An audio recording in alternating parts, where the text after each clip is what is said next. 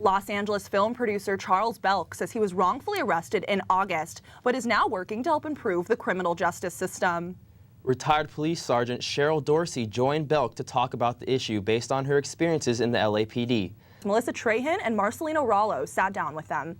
Thank you so much for taking the time out for your busy schedules to be with us today. We have Cheryl Dorsey with us, author of The Creation of a Manifesto Black and Blue, and retired LAPD sergeant. And we also have Mr. Charles Belk in the studio. He is a film producer and currently an activist on a very relevant cause.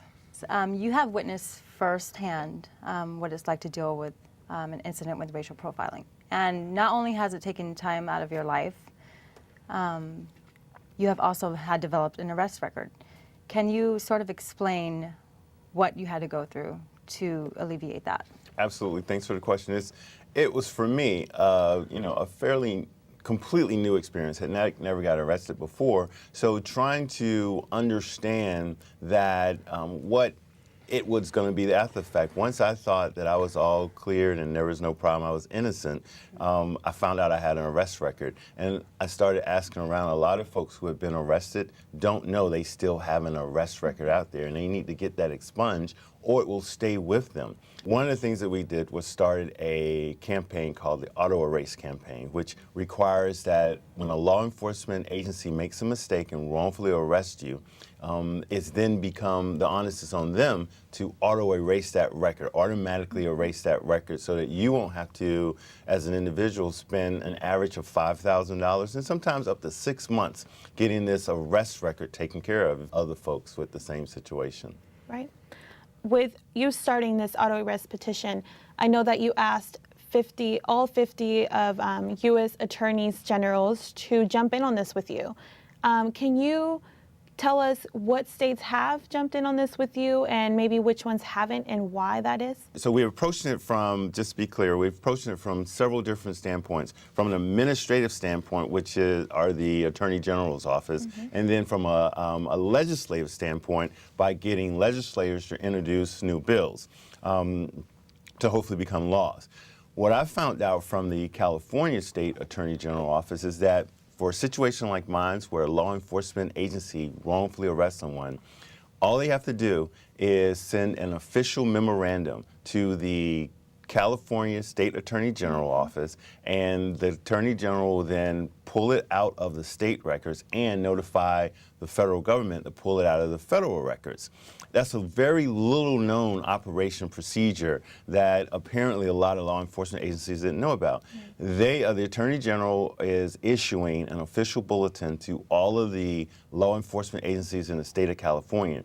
They're going to give me that, and we're going to send that out to all 50 attorney generals to make sure that, hey, do you guys have a procedure like this that maybe your local law enforcement agencies need to be reminded of? So we're excited about that. On the legal side of it, from a legislative standpoint, we have 4 state legislators that are already agreed. In fact, bills are in drafting, and one is supposed to get introduced this month, November. We have Chicago, Illinois.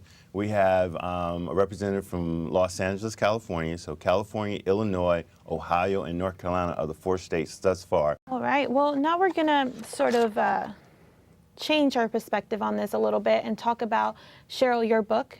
From your perspective, in this case with Charles, and like so many others, what do you think could have been done differently? I think unless and until police departments, number one, are willing to admit that there's a problem, that they didn't get it right, we're going to continue to see this replicate itself again and again and again. And so my hope is that going forward with this petition and with the auto erase and with just the attention that has been drawn to Charles's situation, other police departments may have some dialogue during roll call and talk about what went wrong in this situation, how can we do things better, because that's what we do as police officers. We learn from others' mistakes, right? And so if you see an opportunity to do something different, to change the way that you operate, why wouldn't you want to do that? And so sometimes what we do as law enforcement officials is not always black and white. It's not always something that you were taught or trained or you read in a manual. Sometimes it's just what makes good sense. And so if you stop someone and they are able to articulate in the way that Charles was, that, hey, I just walked out of a restaurant, I've got a receipt that's time stamped, please go take 10 steps and talk to these people and verify this. Why wouldn't you want to do that? Any last comments regarding this topic? Cheryl Dorsey, we'll start with you. So I'll just say this real quick, just to kind of piggyback on what Charles just talked about, the patience that he showed. Because what I encourage people to do, and it matters not your ethnicity, I say you cannot hold court curbside. And so the very best thing for you to do is be an advocate for yourself, be a good witness for yourself, go along with the officer's directives, whether you feel they are justified or not. And then there's a procedure and a way to handle that after the fact. And really the best way to do that is to create a paper trail, not a telephone call to internal affairs, not a telephone call to the front desk, but write a letter and you CC about 6 or 7 people, starting with the chief of police on down, and make sure that somebody knows what just occurred. What I would say is that things are going to happen. They're going to continue to happen to you, but make sure that you understand your goal is to get home safely. Afterwards, tell your story. Make sure you tell your story. Don't sit on it. Tell your story, even if it's just through social media, and then do something about it. We have a lot of things to change in this country. We're not going to individually change everything, but we can individually change one thing. My one thing is auto erase. Your one thing may be something completely different, but do it. 10 years from now, all of our one things will have changed society.